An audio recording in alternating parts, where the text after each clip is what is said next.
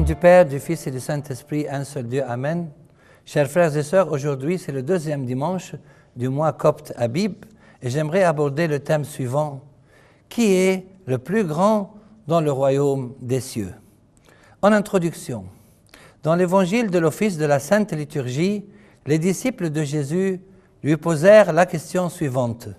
Qui donc est le plus grand dans le royaume des cieux?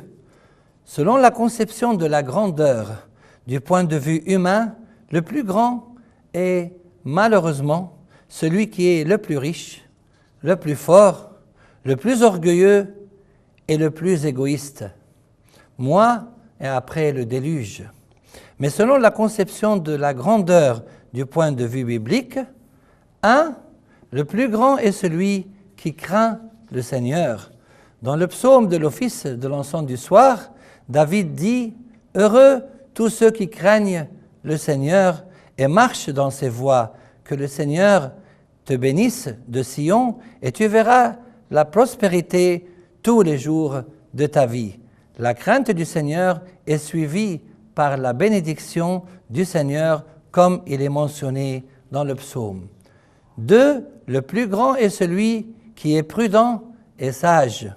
Dans l'évangile de l'office de l'encens du soir, le maître loua le gérant infidèle parce qu'il avait agi prudemment, car les enfants de ce siècle sont plus prudents vis-à-vis de leurs semblables que ceux qui sont les enfants de la lumière. Toutes nos bonnes œuvres doivent être mêlées de prudence et de sagesse. Le Christ lui-même fut appelé par saint Paul « sagesse de Dieu ». Les Juifs demandent des miracles et les Grecs cherchent la sagesse.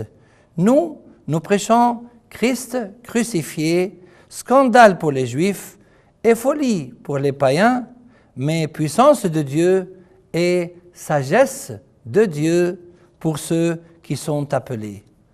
3. Le plus grand est celui qui est généreux envers les pauvres.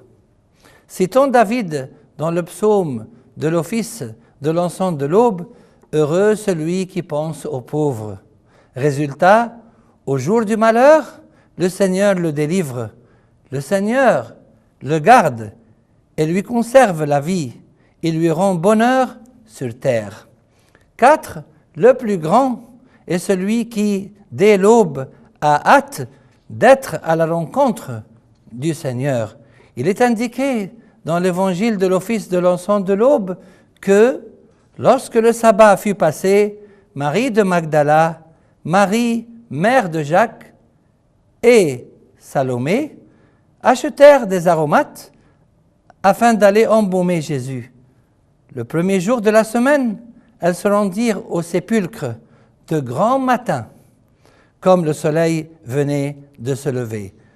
Dans son psaume, David s'adresse au Seigneur de la sorte, « Ô Dieu, tu es mon Dieu, je te cherche dès l'aube.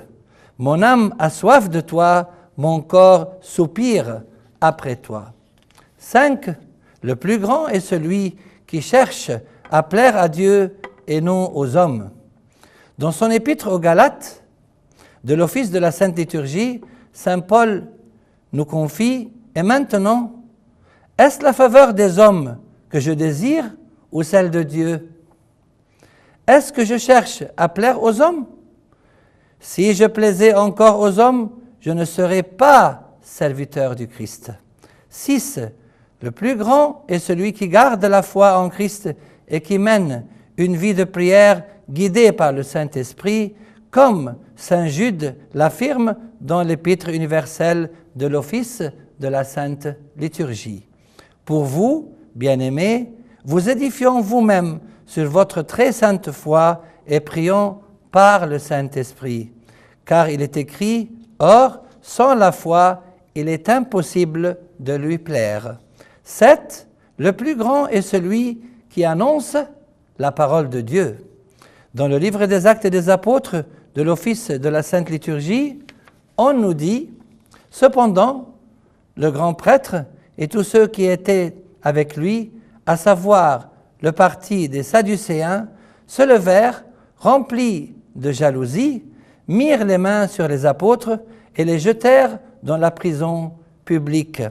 Mais un ange du Seigneur, ayant ouvert pendant la nuit les portes de la prison, les fit sortir et leur dit, « Allez, tenez-vous dans le temple et annoncez au peuple toutes les paroles de cette vie. » Avant son ascension au ciel, le Christ a dit à ses disciples, « Allez dans le monde entier et proclamez l'Évangile à toute la création. » 8. Le plus grand est celui qui garde les commandements de Dieu et le cherche de tout son cœur. Dans le psaume de l'office de la Sainte Liturgie, il est écrit « Heureux ceux qui sont impeccables dans leur voie, qui marchent selon la loi du Seigneur.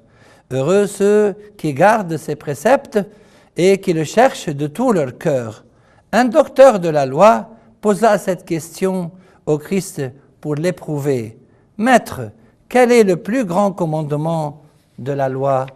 Le Christ lui répondit, « Tu aimeras le Seigneur ton Dieu de tout ton cœur, de toute ton âme et de toute ta pensée. C'est le premier et le plus grand commandement. Et voici le second, qui lui est semblable, tu aimeras ton prochain comme toi-même.